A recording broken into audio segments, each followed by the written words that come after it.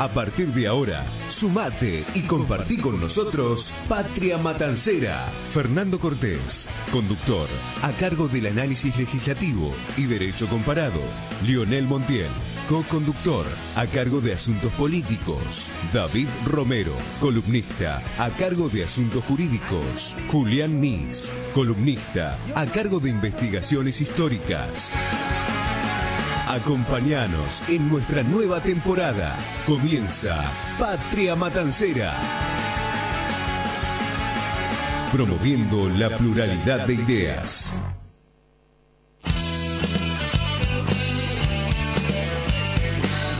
Bueno, muy buenas noches a todos, bienvenidos al 36º programa de Patria Matancera. Mi nombre es Fernando Cortés, voy a estar conduciendo la noche de hoy este programa. Voy a dar la bienvenida a los compañeros que habitualmente están aquí en la mesa. Julián Nis, buenas noches, bienvenido Julián. Buenas noches Fernando. Bienvenido Lío, ¿cómo estás? Buenas noches a todos. Ya en el segundo bloque se estará sumando el cuarto integrante, David Romero. Vamos a darle la bienvenida a los invitados de la noche de hoy que se suman a participar y a discutir respecto de las temáticas que ya vamos a estar presentando. Buenas noches, mi nombre es Pablo Saavedra, profesor de música de acá de La Matanza. Bueno, bienvenido Pablo, es un gusto contar con tu presencia aquí. También nos va a estar acompañando la profesora Raquel Facio, ¿sí? Que es profesora de Comunicación Social y Filosofía. Raquel fue inspectora en el distrito aquí de La Matanza, fue inspectora jefe de la región 3 y directora provincial de educación primaria. Bueno, bienvenida Raquel. Gracias, buenas noches a todos. Bueno, es un gusto contar con docentes de esta talla, ¿sí? Así que, bueno, es un honor para nosotros que estén aquí. Así que vamos a presentar las temáticas sobre las cuales vamos a estar discutiendo, sobre las cuales vamos a explotar al máximo a nuestros invitados, ¿sí? El primer tema va a ser el conflicto salarial, ¿sí? Docente, las paritarias que vienen desarrollándose en el marco de esta puja que viene dándose entre el gobierno provincial y el sector docente a través de sus distintos sectores gremiales. Así que bueno, vamos a aprovechar de la presencia de los invitados para discutir acerca de esto. Y en el segundo bloque estaremos hablando y analizando, ¿sí? La ley antiterrorista, ¿sí? que fue sancionada la modificación de la originariamente ley antiterrorista de 2007. Así que bueno, esos van a ser los temas de la noche de hoy. Vamos a dar las vías de comunicación para abrirnos al debate, como solemos hacerlo. Saben que nos siguen por FM Plural 103.9 o vía online ingresando a www.radioplural.com.ar. Nuestras líneas de teléfono son 4651-4858. Vamos a repetir, es 4651-4858. Y la otra línea es 3530-5131. Los invitamos a visitar nuestro espacio renovado, sí, que es nuestro blog. Van a ingresar a www.patriamatancera.com.ar. Nos pueden buscar en nuestro muro de Facebook también como Patria Matancera o escribirnos un mail con sugerencias, críticas y demás cuestiones a patriamatancera@gmail.com. Bueno, ahora sí, nos vamos a meter de lleno con las temáticas. Arrancamos y damos lugar a que participen cualquiera de los dos indistintamente.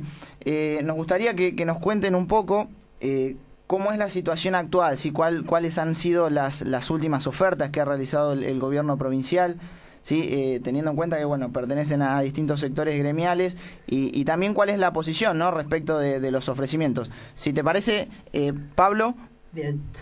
Bueno, la última oferta que tiró el gobierno provincial es del 22%, pero escalonada, ¿no? Recién se estaría cobrando el 22% en el mes de enero del 2014. Arrancaría con un 12,6% ahora. Yo lo que quiero es darle un marco distintivo a la problemática esta, que no es solamente una puja salarial la que se está llevando a cabo de parte de los docentes y la problemática educativa, sino que hay un montón de otras cuestiones que implican esta crisis que hay, ¿no?, educativa. Ya sea por parte de la obra social de idioma, que no está dando las prestaciones que tiene que dar, las condiciones edilicias de las escuelas, los comedores de las escuelas, los micros de las escuelas. Hay varias cuestiones más que abarcan la puja, sin desmerecer la cuestión salarial, que creo que es importante, pero no es lo único, ¿no? Y bueno, por ahora el gobierno de la provincia no ha dado indicios de que vaya a hacer una mejora salarial. Ha cerrado por decreto el aumento en estas cifras que te acabo de comentar, ¿no? Bien, eso leía en el día de hoy, ¿no? Que por decreto iba a darse por cerrada la negociación. Raquel, ¿qué podés decirnos al respecto? Sí, por decreto fue cerrada la paritaria con estos números que acaba de definir el compañero. Cerrada una negociación, digamos, la puja se torna prácticamente grave e indescifrable, imprevisible. Nosotros venimos con las medidas de lucha desde ya finalizando el año pasado, electivo, comenzando y estamos con una propuesta ya del Congreso de pasar a las 72 horas de paro docente. Hasta ahora el paro tuvo una adhesión altísima de todo el cuerpo docente, de las distintas ramas, creemos que se nos presenta realmente una situación muy paradojal. Por un lado, nosotros, los docentes, nos sentimos muy mal no yendo a la escuela. Nosotros nos sentimos muy mal que los alumnos nos esperen y nosotros no acudir a ella. Por otro lado, parece ser que este gobierno no escuchara más que dentro de la negociación o la atención a la cual nos lleva, que el paro docente sea la única medida a la cual nosotros podemos apelar y la cual es escuchada y además trasciende por los distintos medios de comunicación social. Creo que realmente en esta disyuntiva nos sentimos mal porque nos ponen enfrentados al pueblo con una mentira en cuanto a realmente nuestros cobros, nuestros salarios, aprovechando la situación, aumentando las cifras de los salarios de básicos que no son reales y por otro lado, como dijo el compañero, no solamente estamos luchando por este tema, que sí, que tiene que ver con nuestros hijos, con nuestra vida, con el supermercado, como cualquier trabajador, sino que también estamos luchando por nuestras condiciones de trabajo. Nosotros trabajo en nivel terciario, en una escuela que no tiene edificio, que tiene 3 bases a las cuales hay que acudir distintos días, en distintos lugares, y sin estufas, es decir, son primarias que nos prestan sus lugares muy amablemente realmente. Además nuestros alumnos son muy respetuosos, tenemos muchas carreras y realmente tenemos falta de baños, ausencia de calefacción, ausencia de ventiladores. Claro, es integral el reclamo, digamos que las cuestiones también exceden. Es de infraestructura, claro. Es decir, la infraestructura de las escuelas está cayendo. Claro, exceden a la cuestión salarial, o sea que es muchísimo más amplio de lo que nos llega a los ojos de la ciudadanía en general, ¿no? Por intermedio de los distintos medios, como vos bien decías. Ahora, Pablo, para analizar un poco el tema del por qué, ¿no? Todos los años se repite esta temática, ¿no? De ver si se da con el inicio de clases, como decía Raquel también, que es importante, ¿no? Esto destacarlo. Siempre el gobierno intenta colocar en contraposición al sector docente, sí, que son trabajadores como cualquier otro, con la ciudadanía en general, en el sentido de colocarlos como irresponsables hacia la educación, como con falta de compromiso, ¿sí? Y me parece que, cualquier trabajador tomaría medidas similares o de otra índole, pero tomarías medidas al fin respecto de una cuestión salarial que como todo trabajador es necesario, ¿no? Que cuando se renueva un nuevo año se ajusten y se adecuen a las nuevas realidades. Yo te hago esta siguiente pregunta. ¿Vos por qué crees, sí, que este conflicto termina cerrándose de esta manera por decreto. Sí, creo que es una salida bastante rústica, por decirlo de alguna manera, cuando, digamos, la negociación debería cerrarse de otra manera. Bien, y bueno, básicamente porque no quieren llegar al diálogo como para ver si podemos llegar a un acuerdo, y evidentemente hay un agujero financiero en la provincia de Buenos Aires que impide dar soluciones a los reclamos, no solamente de la docencia, sino a nivel de los trabajadores de la salud también, y un montón de otros sectores estatales que la provincia entera está en crisis, ¿no? Y bueno, se cierra de esta manera y se trata de apaciguar el conflicto social, ¿no? Y eso, como decías, es verdad también de que en educación, y también lo dijo la compañera, es que se trata de poner a la comunidad educativa, a los padres, a los alumnos, en contra de los docentes, como para, digamos, acallar el reclamo, ¿no? Claro. Y acentuando la diferencia que existe entre la educación pública y la educación privada, porque lamentablemente en cuanto a las medidas de lucha, la educación privada tiene mucha menos tolerancia con respecto al trabajador, por lo cual el trabajador, a veces atemorizado o simplemente también amenazado, asiste a la escuela privada, y los padres, la comunidad, hacen un gran esfuerzo económico, muchas veces insostenible, para poder dejar a sus hijos en las escuelas y ellos irse tranquilos a trabajar. No olvidemos que estamos hablando de todo un pueblo trabajador, y más yo me refiero a los sectores populares, es decir, cuando no tenemos clases, ¿qué hacen estos papás que tienen que ir a trabajar? ¿Dónde los dejan? Realmente a nosotros nos desangra esta situación y estas medidas. Por otro lado, ¿qué fue lo que le preguntó al el tema de la salida por decreto, ¿no? De por qué llegamos ahí. Ahí está. Sí, tenía una idea y se me había... Y te agrego algo, así me contestás las dos juntas. ¿Crees vos que en el plano político puede tener algo que ver el tema de las internas peronistas, ¿sí? El agujero financiero que plantea Pablo, ¿no? ¿Esto juega con la candidatura anticipada de Daniel Scioli a 2015? ¿Cómo crees que juega la relación Poder Ejecutivo Nacional, Poder Ejecutivo Provincial? Juega, pero juega desde un mal análisis político, juega mal para los dos, tanto para la provincia como para la nación, porque en realidad se está planteando, se está explicitando de alguna manera para toda la opinión pública la diferencia de gobierno, de estilo de gobierno que tienen uno y el otro, ¿no es cierto? Pero ninguno de los dos está reconociéndole al trabajador de la educación su justo lugar.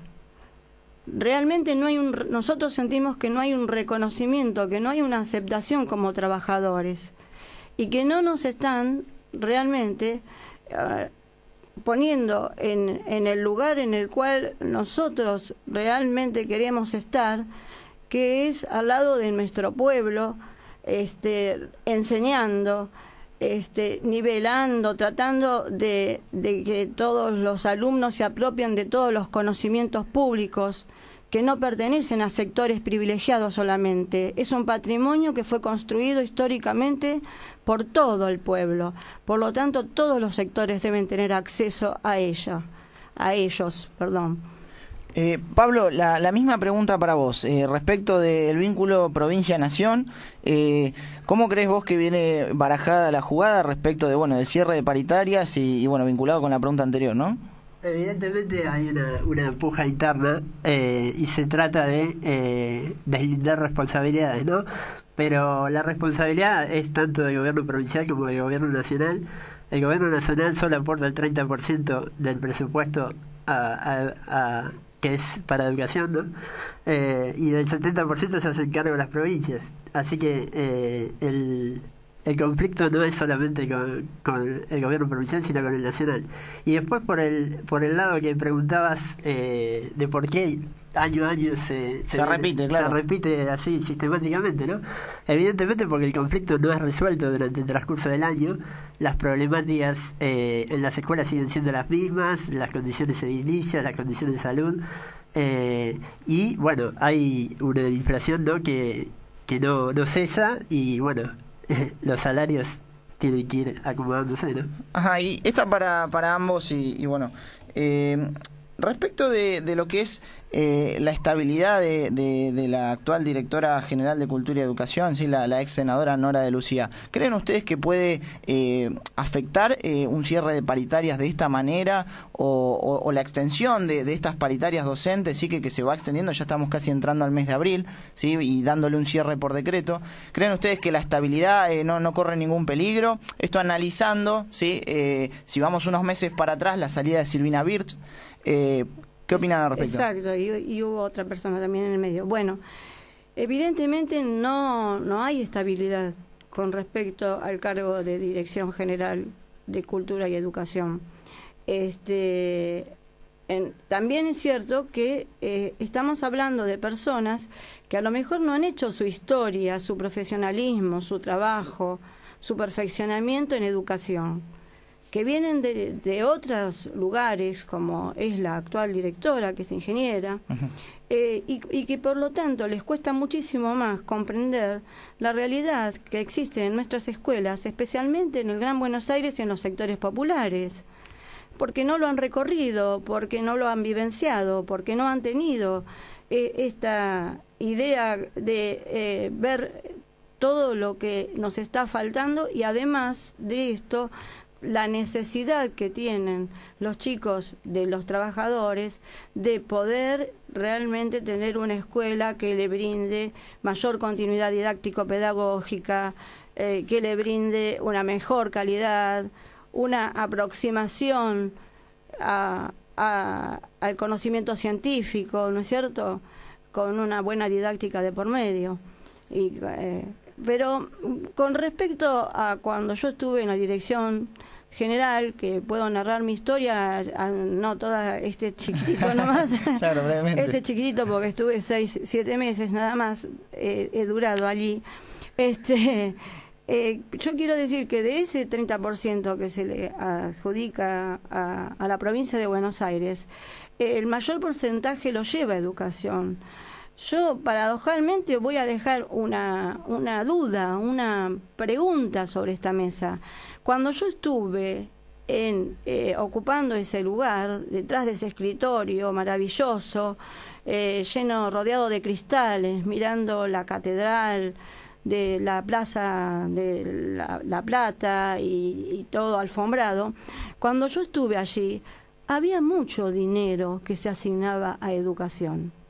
Yo vi que había mucho dinero que se asignaba a educación, a la capacitación, a la dirección de capacitación y a distintas propuestas por ahí de reuniones de directivos, de inspectores y demás, que se hacían en hoteles de la costa, generalmente Mar del Plata, también en San Bernardo, en Luz y Fuerza y demás. O sea que no creo, sinceramente, que sea poco el dinero, sino que creo que está mal distribuido, mal racionalizado. Creo que no hay una inteligencia como para manejar la educación en la provincia de Buenos Aires, que es muy compleja y que obviamente es la que tiene mayor población estudiantil en cada rama y nivel. Bien, bueno, de hecho, Pablo, ahí está, claro, respecto de eso, sí. Por el tema del presupuesto, ¿no?, que no es bien administrado, una puerta que se instala en una escuela que vale 500 pesos la instalación o 1.000 pesos, se termina cobrando 4.000, 5.000 pesos. Es una barbaridad el desfasaje que hay entre lo que vale realmente y lo que terminan cobrando los que prestan el servicio, ¿no? ¿Eso a causa de qué, Pablo? A ver. No, es un súper presupuestario, ¿no? Presupuestan las cosas más de lo que vale y bueno. Claro, como muchas veces sucede en la administración pública. Claro. Y Pablo, y después vamos con Raquel, ¿cómo viene barajado el tema de a futuro, ¿no?, el tema de los paros? ¿Cómo sigue esta situación? Sí, estábamos recién conversando respecto del cierre de las paritarias, que no es lo más feliz que se hubiese deseado, pero ¿cómo continúa esta situación en lo laboral, en lo educativo? Sí, que es lo que a la ciudadanía le interesa en general, ¿no? Bien, hoy por hoy el SUTEBA dentro del Frente Gremial, al frente de Baradel, ¿no? Sí. Ha hecho una tregua hasta la semana que viene, por lo menos, para ver si hay alguna propuesta nueva del gobierno.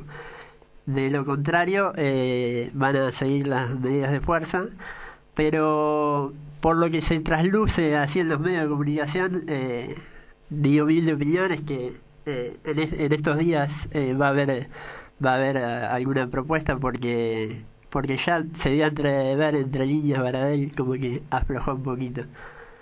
Ajá. Raquel, desde otro sector tal vez, de que respecto de cómo sigue a ver, él nos habló desde ubicados de SUTEBA, sí, ¿no? Cómo sigue el correcto. tema de los paros y demás. No, yo creo que SUTEBA ya ha iniciado el tema de las medidas de fuerza y que en este conflicto las dos partes están en una situación de rigidez absoluta y han cerrado el diálogo por el momento.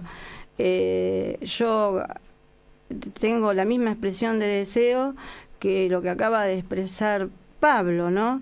En cuanto a que, bueno, que se maneja una esperanza en los medios de comunicación, a través de los medios de comunicación. De lo contrario, bueno, nosotros docentes también tendríamos que sentarnos a pensar y arbitrar otras medidas de fuerza, además del paro docente, que lleven a comunicarnos linealmente con las comunidades educativas, en donde las comunidades educativas tengan la información fidedigna. En la última marcha las comunidades acompañaron, la que se hizo a Nación, ¿no es cierto? Muchas comunidades acompañaron, pero faltan muchos servicios educativos que abran sus puertas realmente a la comunidad y que escuchen las opiniones de todos y que busquemos en conjunto diversas alternativas de lucha. Lo que sí, la lucha no para. Como dijo en algún momento a un presidente de la nación, del cual no estoy diciendo que soy adepta, simplemente lo voy a mencionar, ¿no? Con los dirigentes a la cabeza o con la cabeza de los dirigentes, digamos. Y otra frase es: cuando los pueblos se cansan, hacen tronar su escarmiento. Es decir, nosotros tenemos un nivel de tolerancia altísimo. Vamos a trabajar con poncho, con campera, tomamos mate, que a veces somos criticados, para poder calentarnos un poco. Nos pescamos las neumonías, nos pescamos las gripes más grosas muchas veces. O nos morimos absolutamente de calor. Tenemos altísima tolerancia con respecto a todas las cuestiones que nos están poniendo a prueba. ¿Por qué? Porque amamos la educación, porque amamos a nuestros alumnos, porque queremos que ellos tengan acceso a la educación. No queremos que ellos estén en la calle, no queremos para ellos el futuro de la droga, el futuro de la prostitución. No, nosotros queremos que estén en la escuela y también queremos perfeccionarnos para poderles darles mejor educación. Pero bueno, evidentemente las cosas están que arden, están fogoneadas. Yo siento, es una palabra medio inusual, política, ¿no? Se utiliza. Está fogoneada de alguna manera con esta provocación de cerrar las paritarias y de que por decreto, estando en una democracia, realmente es inusitado esto, que por decreto se cierre y por decreto se imponga un salario, un aumento miserable y en cuotas. Bueno, de todas maneras, esto de decir por decreto a mí no me sorprende tanto. Este gobierno es y el anterior de Cristina es de los que más gobiernos y la mayor cantidad de veces han decretado por necesidad y urgencia infinidad de cuestiones. Creo que no le ganaron a Menem. Creo que el dueño del decretazo fue Carlos Menem. Ajá, habría que darle 3 años más para equiparar en estadística, no sé. Y veremos ahí tal vez. Sí, puede ser. Pablo, como para cerrar un poco el tema, ¿Qué mensaje le podés dejar a la ciudadanía en general respecto de esto, ¿no? De la lucha de ustedes como trabajadores y sobre lo que comentábamos un poco al principio de esto de que, bueno, el gobierno siempre los coloca en un rol de enemigo, ¿no? De falta de compromiso con los niños y demás.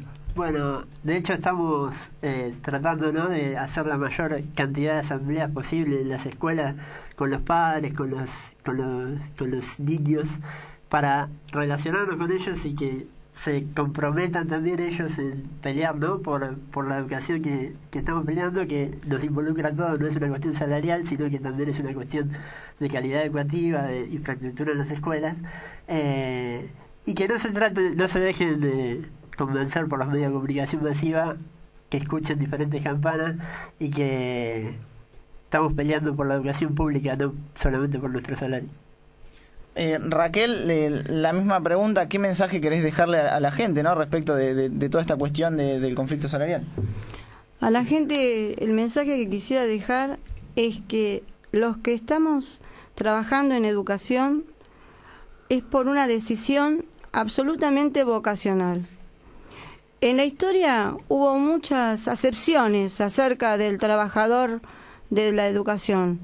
En algún momento decía que lo nuestro era un apostolado. Se decía, ¿no?, que era un apostolado. La segunda mamá también, ¿no?, hemos escuchado. Después pasamos a ser los obreros de la tiza. Y creo que la acepción más pertinente fue trabajadores de la educación. Porque somos profesionales, queremos estar en nuestras escuelas, queremos desarrollar nuestro trabajo. No tenemos 3 meses de vacaciones. Ninguno de nosotros tiene 3 meses de vacaciones estando en los niveles, en los diferentes niveles.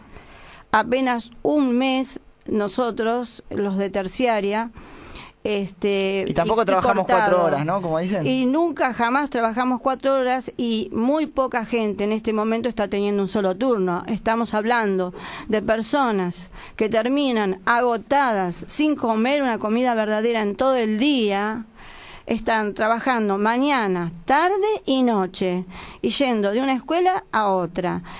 Los profesores, teniendo divididas las escuelas y los horarios, que a mí me parece como una irreverencia llamar a los profesores taxis.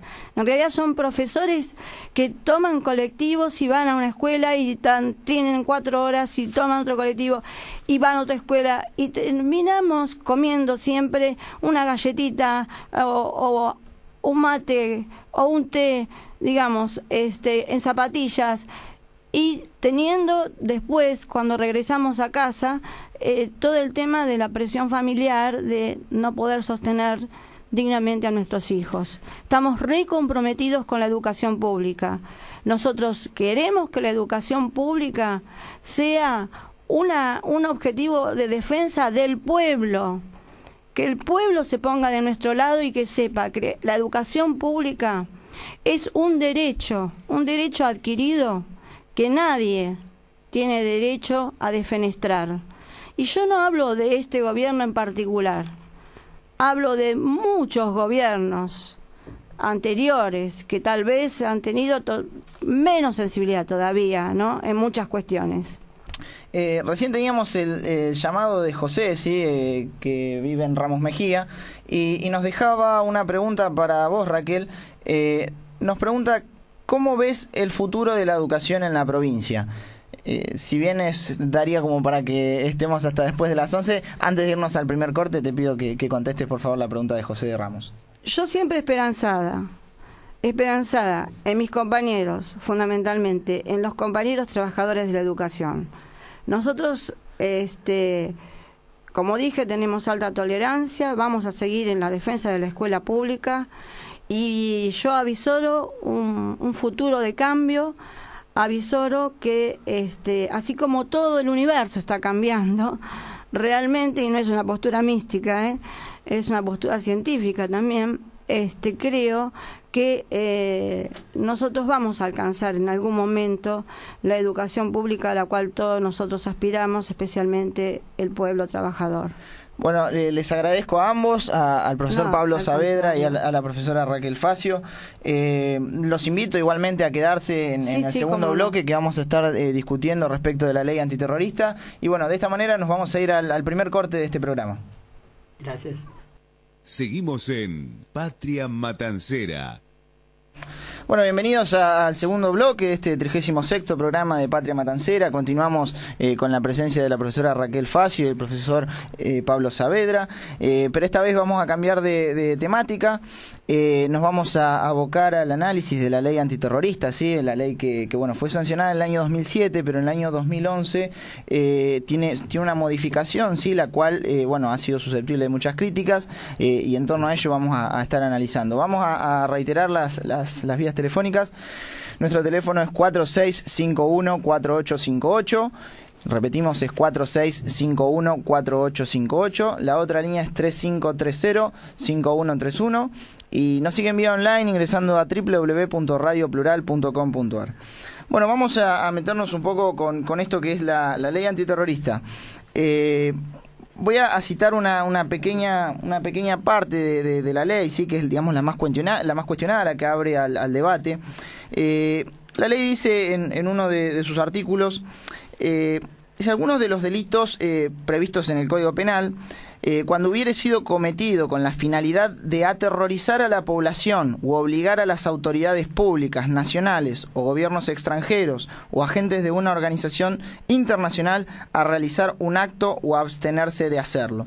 ¿Sí? Eso va a ser considerado como terrorismo de Estado, ¿sí? La ley, si bien nace desde otra perspectiva, ¿sí? Nace vinculada a lo que es la actual ley de lavado de activos, ¿sí? Nace con otra índole, ¿sí? Vinculada a lo que es los fondos de origen ilícito, ¿sí? En este caso venimos a tirarla aquí sobre la mesa para escuchar los distintos aportes referida a otra cuestión, ¿sí? Va a surgir, ¿no? A ver qué postura va a tener la interpretación de la ley, ¿sí? O depende de quién la interprete, cómo va a tomar las protestas o las luchas sociales, y eso va a poder ser considerado como esto que decía recién de aterrorizar a la población, obligar a las autoridades públicas. Yo entiendo que la ley habría que ver, ¿no?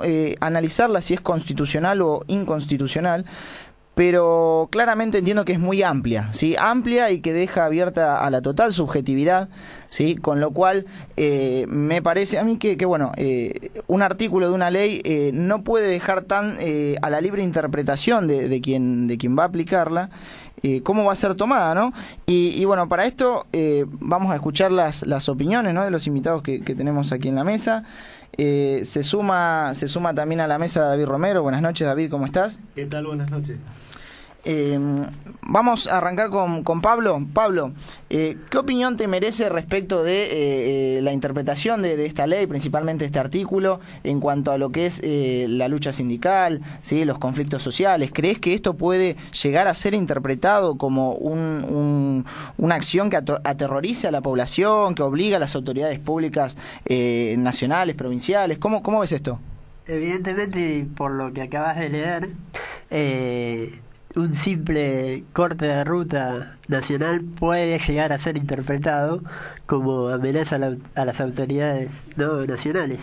De hecho, ya ha ocurrido en algunas provincias de que dirigentes sindicales y sociales han sido investigados, ¿no? Les han sacado fotos, filmados y han sido detenidos por aplicación de la ley, ¿no? Así que queda a interpretación de quien aplica la ley, ¿no? Y es bastante abierta. Claro, muy amplio, ¿no? Esto no cumple con un principio constitucional, ¿no? Que bueno, está consagrado en el 19 de la Constitución, que es el principio de legalidad, ¿sí? Esto plantea que la ley tiene que ser estricta, y cuando habla de una ley estricta, nos habla de una ley que regule la acción social o la situación, el acontecimiento, de una manera abarcativa y concreta, así que no esté tan abierto, digamos, a la interpretación. Raquel, al respecto de esto, ¿qué opinión te merece la amplitud de la ley, si la consideras amplia? Sí, es una ley, yo creo que fue pensada específicamente en cuanto a este último artículo que se ha reformado, la estimación de la retención va directamente a la retención intencional de la venta al exterior de lo que sería la producción de soja, lo que afectaría los ingresos fiscales en gran cantidad de dólares, millonada de dólares impuestos, ¿no es cierto? Desde ese lugar creo que viene la amenaza del gobierno con respecto a su implementación, a su aplicación. Pero, por otro lado, cuando yo escucho opiniones como las del señor presidente de la Sociedad Rural Argentina, Luis Miguel Echeverre, y el de la Federación Agraria Argentina, Eduardo Bucci, conocidos por la opinión pública ya por su ideología, merituar esto como de un acto fascista, ahí se me entremezclan, se me entrecruzan las cuestiones. No sé qué autoridad moral pueden sostener estos señores que son terratenientes. No estoy hablando del peón de campo, ¿no? Estoy hablando de terratenientes que en realidad están haciendo una picardía, una jugada, digamos, en cuanto al tema de la exportación de la producción de soja. Por lo tanto, creo que, por un lado, la ley. Todos los países tienen la ley de terrorismo. Todos los países tienen una ley de terrorismo, porque el terrorismo en el mundo existe. Nosotros no podemos obviar esto, pero aplicada a una situación específica que tiene que ver con la política de mercado y que tiene que ver con una larga, ardua lucha que tiene el gobierno con el campo, o con la gente de los poderosos del campo, que se resuelve con el famoso voto de Cobos, ¿no? Bueno, me llama a la duda realmente en cuanto a pensar si realmente es una amenaza para poder lograr un convencimiento y nada más. Obviamente la ley va dirigida a lo que sea el tráfico ilícito de estupefacientes, sí, ¿no? A lo que sea el contrabando de armas, a lo que es el contrabando de armas, a las asociaciones ilícitas calificadas, ¿no? Por eso que decías recién, hace poco hubo una condena por contrabando de armas. Ah, sí. A un senador, no sé si sí. muy conocido. Sí. Nota de color, nota de color como aporte, ¿no? La notita, está muy bien lo que decís. Está muy bien lo que decís. Bien, y a ver, Julián. Pero hay un artículo que dice fraude contra la administración pública. Y creo que ahí es donde engancharía. Claro, y de hecho esto anterior a la implementación y a la consignación dentro del Código Penal está ubicado en un capítulo que se llama Delitos contra la Administración Pública. Julián, como militante, ¿no? Como promovedor, ¿no? de la lucha de trabajadores y demás, ¿qué opinión tenés desde lo subjetivo, ¿no? en particular con respecto de, vos ves violentado en algún sentido la capacidad de los trabajadores para ejercer sus derechos sociales, ¿sí? que están también consagrados en la Constitución Nacional? Obviamente que sí, porque esto también se asocia mucho con el famoso Proyecto X, que está implementado esencialmente para digamos, reprimir a los tribunos populares, que vendrían a ser aquellos que proclaman todas las injusticias sociales, barriales, estudiantiles, docentes y también de la fábrica, ¿no? En Neuquén ha habido una inteligencia ilegal sobre personas que proclamaban su propias reivindicaciones, su derecho de trabajador, en los mismos derechos que Juan Domingo Perón en su momento le supo dar al trabajador y en este momento no se respetan, y se implementa obviamente una fuerte, digamos, polarización del asunto, utilizando a la policía, a la gendarmería, como para se mantenga todo en orden, ¿no? Y esto se lo ha confirmado ¿cómo se dice esto? La Gendarmería, al afirmar que esto es real, que están haciendo, digamos, investigaciones a personas comunes entrando a las casas. Esto no es un caso aislado, esto también pasó en Jujuy, en Córdoba, en Tucumán esencialmente, y acá en la provincia de Buenos Aires también. Cuando uno va a reclamar, por ejemplo, que no cierren el policlínico por un mes de San Justo, nos damos cuenta de cómo nos ponen barreras como si fuera que somos delincuentes o que queremos hacer una anarquía o queremos hacer un golpe de Estado, y ahí nos damos cuenta que es una medida que se está avanzando a pasos agigantados, y uno, por ende, le impone miedo y no le da como ganas de seguir proclamando por los propios derechos de uno mismo. Y esto obviamente nos tiene que alentar para que esto se denuncie. Obviamente el 24 de marzo, que fue el Día de la Memoria, una de las consignas del Frente Izquierda, especialmente del FIP, fue esto, ¿no? Denunciar todos estos atracos con los tribunos populares que luchan por las propias reivindicaciones de los trabajadores. Y bueno, con respecto a la ley antiterrorista, como decía Raquel sobre el tema de la soja, por más que sea no hay que aplicárselo a nadie. Nosotros decimos que cada uno tiene libertad de, con lo suyo, hacer lo que quiera, ¿no? Obviamente siempre juzgar a un tercero, pero ya esta medida tendría que ser indagada esencialmente por un juzgado o lo que sea, y obviamente acá el abogado lo va a explicar un poquito mejor cómo se podría resolver el asunto. David. Bueno, el asunto se resuelve respetando las garantías personales y los derechos humanos, ¿no? Exclusivamente.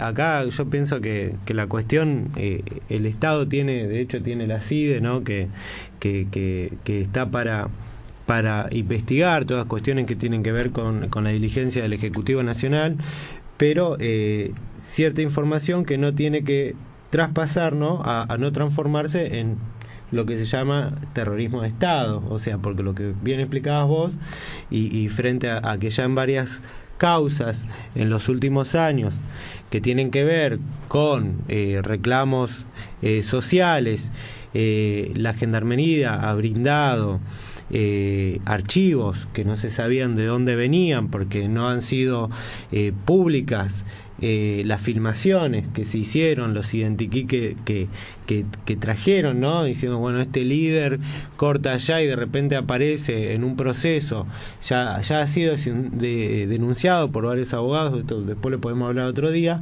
que de hecho lo que empezaste a decir me vino a resonar con una denuncia que había hecho una asociación de abogados muy conocida, que bueno, que ahora no lo tengo acá en el tema, pero que sí ha salido una denuncia de que personal de Gendarmería empezaba a armar identikits de distintas personas, manifestantes sociales, digamos, ¿no? Como si se trataría de terroristas.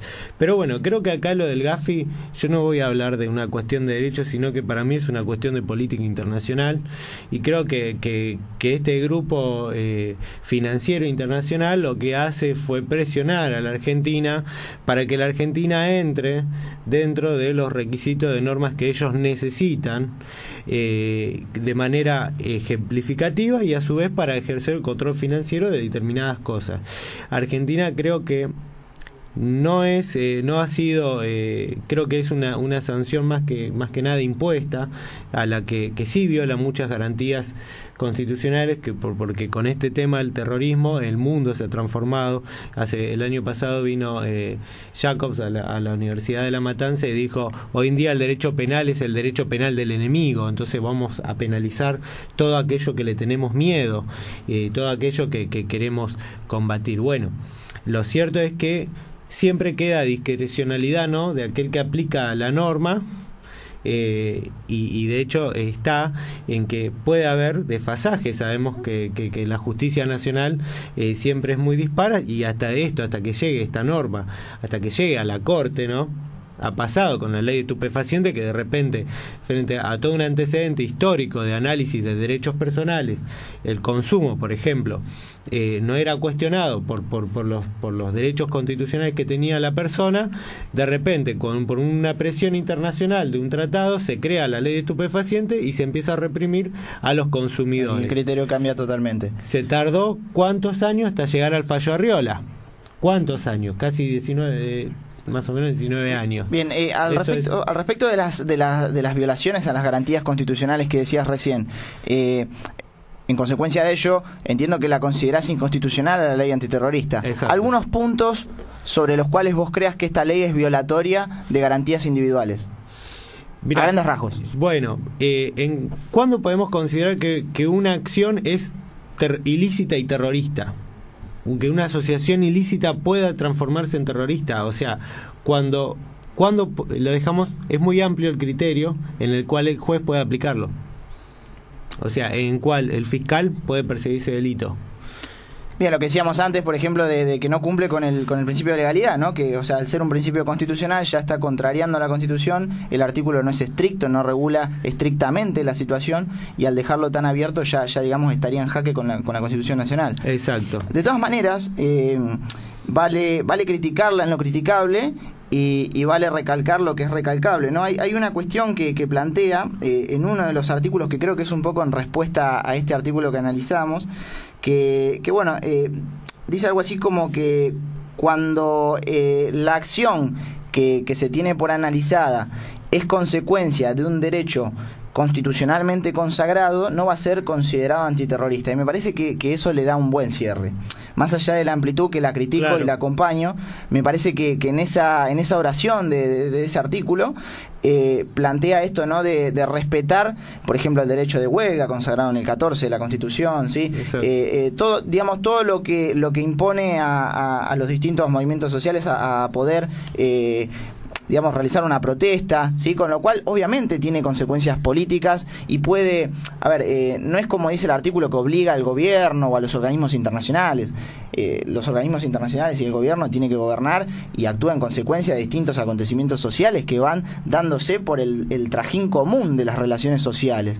Entonces, esto creo que igual le da un buen cierre, ¿no? Como para suplir cualquier inconstitucionalidad que podríamos mencionar, que una la decía David, la hablábamos al principio del programa, pero me parece que con esa frase creo que palea un poco las distintas falencias que puede presentar la ley. Y como decían los expositores aquí en la mesa, es una ley que nace en razón de cuestiones financieras, ¿no? Y fíjense cómo la terminamos criticando para cuestiones de protesta y de lucha social. Sí, último, si quieren combatir, ¿no? El tema del lavado de activos y el terrorismo, que tiene que ver con los capitales, y bueno, entonces que empiecen a controlar los paraísos fiscales. El día que terminemos con los paraísos fiscales, vamos a empezar a controlar y a tener una sociedad mucho más justa. Entonces, si queremos controlar y ponemos, el Gafi nos exige a la Argentina, al Brasil, a poner normas que controlen el lavado de activos, ¿y por qué sigue existiendo el paraíso fiscal del Uruguay? Sí, eso lo comparto plenamente. Creo que muchos trabajadores que estén escuchando este programa se van a sentir identificados cuando de pronto realizan alguna venta, algún negocio pequeño de algo que bueno, es fruto de su trabajo, y después tienen que andar dando explicaciones de dónde salieron los fondos y demás, cuando tenemos muchísimos funcionarios del gobierno, no solo nacional, sino de las distintas esferas de administración pública, que están siendo investigados, que se pierden archivos, ¿sí? Me parece que hay que apuntar hacia esas cuestiones si vamos a hablar de cuestiones financieras. Tenemos la unidad de información financiera que es quien se ocupa de estas investigaciones, y me parece que a veces apuntan para el lado que no deben, sí, cuando se meten con los trabajadores y no con... O sea, no digo que no deben meterse, si se trata de fondos de origen delictivo, métanse, no hay ningún problema, pero muchas veces me parece que nos vemos más que investigados, perseguidos, ¿sí? Y vemos orientada la cuestión hacia otro lado. Los últimos 10 años la lucha social ha sido realmente muy positiva desde mi punto de vista a la transformación social, y creo que reprimirla es acabar con el avance social por una forma, ¿no? Bueno, como para ir cerrando las últimas dos opiniones de nuestros invitados, Raquel, para darle un cierre, ¿no? Respecto de esto de que es la ley antiterrorista, ¿sí? Digamos, la violación a los derechos sociales y más, una última opinión como para darle cierre y un mensaje. No, con respecto al encuadre que ustedes le están dando al problema, más allá del tema sojero, obviamente, como dijo acá el señor abogado, la lucha social está impregnada de anhelos, de derechos que tal vez no han sido respetados, y obviamente la represión, sí, soy de la generación más terrible, la que ha pasado por la peor represión. Todos mis amigos, mis grandes amigos ya no se encuentran. Obviamente cuando comienza no se sabe cómo termina. Cuando se empieza a reprimir no se sabe cómo termina. Este es el punto, ¿no? Especialmente los que son los dueños de las armas, ¿no? Y bueno, pero por otro lado, insisto, no quiero parecer una conservadora terrible en esto de opinar sobre el tema de los millones del mercado, del campo. Quería explicitar que, bueno, este famoso artículo se trabaja porque en la campaña de este año se espera una cosecha de unos 48 millones de toneladas de soja, lo cual sería en exportaciones 25.600 millones de dólares, que le dejaría al fisco, más allá de lo que es el AFIP, ¿no?, sino al fisco directamente, 8.960 millones de dólares, que son la famosa ley de retenciones, ¿no? Bueno, por un lado, evidentemente un país no puede dejar que se trafiquen con menores y que permita la pornografía infantil, ¿no? Por otro lado, tampoco podemos pensar que se puede contrabandear armas o que se puede dejar libre de algún, digamos, de una ley fuerte el tema correspondiente al tema de los estupefacientes o tratantes de blancas. Pero por otro lado, cuando se distorsiona la aplicación de la ley con cuestiones del mal manejo del poder, entonces ahí generalmente se hace contra el pueblo. Se utiliza, digamos, este elemento contra el pueblo. A los narcos no muchos lo pueden tocar. Realmente vemos cada vez más en internet, en toda la red, el tema de la prostitución infantil y de el filicidio, que sigue prosperando, y por otro lado también vemos el aumento de la represión en las manifestaciones populares. Pablo, para cerrar, respecto de la aplicación de esta ley, en el mismo sentido en que se lo preguntábamos a Raquel, ¿cómo crees que va a ser utilizada? ¿Crees que va a ser, digamos, aplicada en el sentido de combatir el terrorismo de Estado, tal como es previsto? ¿O crees que, digamos, la dirección va a ser enfocada hacia otros sectores y en vulneración de otros derechos? Bueno, evidentemente hay una puja de intereses que está presente, ¿no? Esperemos que sirva para una mayor redistribución de la riqueza, cosa que lo pongo en duda, ¿no? Y con respecto al tema de la soja, que está muy naturalizado, digamos, creo que más allá de criticar la grandes concentraciones de capitales que hay en ese rubro, también habría que empezar a criticar el tema de cómo se arruinan nuestros suelos, ¿no? Y el ecosistema, ¿no? Con el tema de la soja, no solamente la cuestión económica, que habría que redistribuir mejor la economía, sino también el tema de los suelos que están siendo destrozados. Bien, me parece muy interesante este último aporte, y me parece que lo podríamos dejar para una próxima invitación para ambos, ¿sí? Tanto para Raquel como para Pablo, para bárbaro, seguir discutiendo respecto a esto. Chicos, les agradezco infinitamente su presencia hoy aquí. Gracias Raquel, gracias Pablo. A ustedes. Nos hemos quedado cortos con el tiempo, cosa que nos suele pasar. Tenemos que ir planificando un programa de 2 horas, me parece, ¿no? Así que agradecerles nuevamente, invitarlos para futuras oportunidades. Chicos, a ustedes, los que siempre están en la mesa también, Julián, David, Leonel.